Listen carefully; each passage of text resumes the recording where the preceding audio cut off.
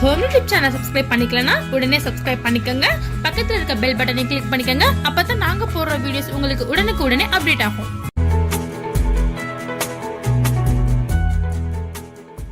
Hello viewers, நம்ம இன்னைக்கு மைதாவை பற்றி சிறு குறிப்புகள் பார்ப்போம்.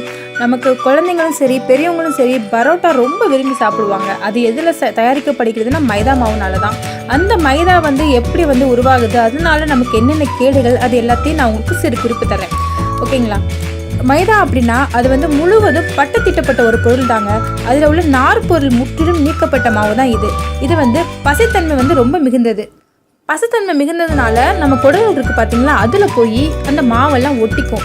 ஸோ இந்த பரோட்டா பூரி போன்ற உணவுகள் நம்ம சாப்பிட நம்ம குடல்களுக்கு கேடு தான். அது வயிற்றை ரொம்ப கெடுக்கும்.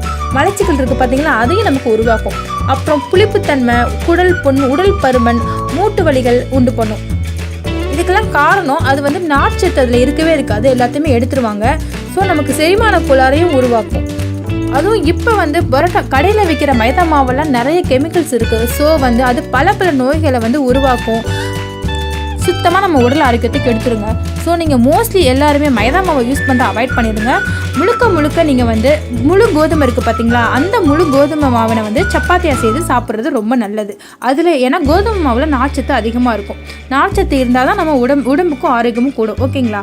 இந்த வீடியோ பிடிச்சிருந்துச்சுன்னா எங்கள் ஹோம் யூடியூப் சேனலுக்கு சப்ஸ்கிரைப் பண்ணுங்கள். தேங்க்யூ.